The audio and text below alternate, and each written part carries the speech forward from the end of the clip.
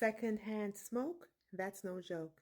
It'll have you coughing and choking, and you didn't even light the cigarette. But here you are, coughing and choking. But that's the same thing with secondhand hate, secondhand information, secondhand dislike, secondhand jealousy, secondhand haterade. Have you ever had someone or heard of someone who tells something to someone about somebody, and all of a sudden now you're mad with the person, you don't even know them, you have this built up animosity against someone you don't even know? Has that ever happened to you? That is just like secondhand smoke. They lit the cigarette, they're smoking, and they're not coughing, and you over here, your chest hurts, you can't breathe because you're not accustomed to that toxicity, right? And it may even affect you more than it affected them. That's how it is when you tell someone something about someone that they don't know, and especially when it's just a passing thing. Now, if the person's a mass murderer, if they are you know, a person who commits crimes, then you're warning them. That's different. Hey, be careful. This person is a known offender. This person is a known assaulter, or whatever. That's different. But when you just had a moment with your friend, you're mad with your girlfriend, you're mad with your boyfriend, you're mad with your husband, whoever, mad with your boss, and it's a passing moment, you get over it and they're still upset. You get over it and they're still angry. And you know what happens? They are walking, excuse me, they're walking, I must have puffed something, but they're walking in unforgiveness for someone they don't even know. So basically, they are inhaling your secondhand smoke. And that is no joke. I'm talking about someone sitting there looking at someone sideways, someone they don't even know, and they're disliking them just because of what you said. They're disliking them just because of what they heard you say.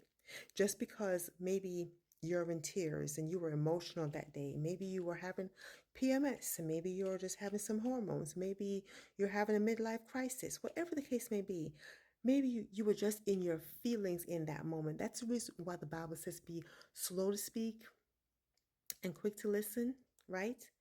Very often we're so quick to speak and it feels good for the moment. It gives you a relief, like a person who is blowing out the smoke that they just inhaled. But the person that you're giving it to is having a more severe reaction on them than it did on you. And you walk away breathing fresh air, and now they're choking on the information you gave them that wasn't even that serious. We have to be careful. And also, if you have received information and now you're upset with someone because of what you heard about them, please let it go. Now you're mad because a person who told you that they were mad with let's say their boyfriend, and now they're back together. They're holding hands and walking down the road and they're so in love again. And you're like, I can't believe she went back to him. And now you're mad with her and you're mad with him. And now you have all this animosity for no reason. So, what am I trying to say? Stop passing on your secondhand smoke. Smoke is going to fizzle out in time. You're just mad at the moment. You're mad with your mom, your dad, your coworker, whatever, your child, your parent. You're upset with somebody, your husband, your wife, right? It's very easy to just try to find someone to give you that comfort. But is it worth it if it's going to make them be toxic in their heart and toxic in their mind? So that's what I heard today.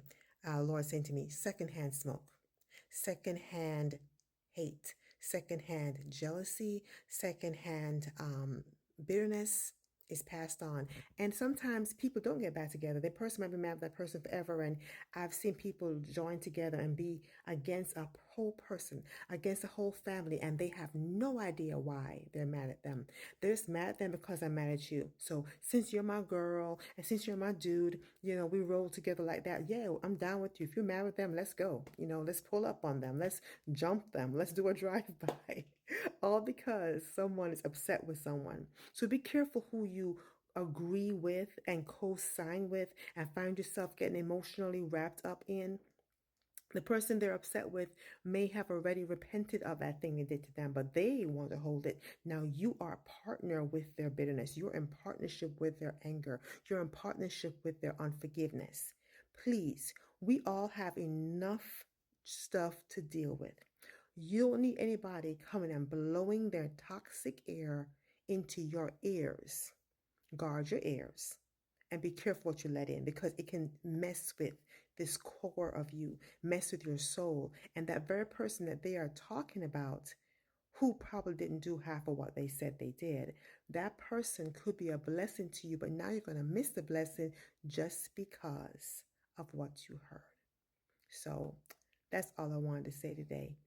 Stop passing around toxic air and stop receiving and breathing in toxicity and learn to take things with a grain of salt. Just because someone is mad with someone, you don't prove your friendship to them by being mad too. No. A real friend would say, hey girl, calm down. You're going to get over it. You were in love with him yesterday.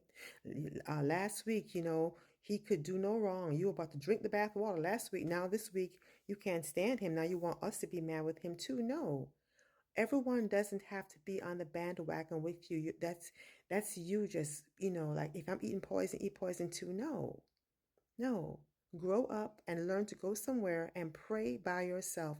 Learn to seek the Lord for yourself. Learn to shut your mouth and let God work it out. Because while you're running your mouth, you're giving the devil ammunition against yourself and against that person. And the possibility for restitution sometimes is challenged or is hindered because of your words. So that's all I want to say today. Stop blowing toxic air. Secondhand smoke is toxic. Secondhand smoke is no joke. It's Gail Lisbeth. Have a good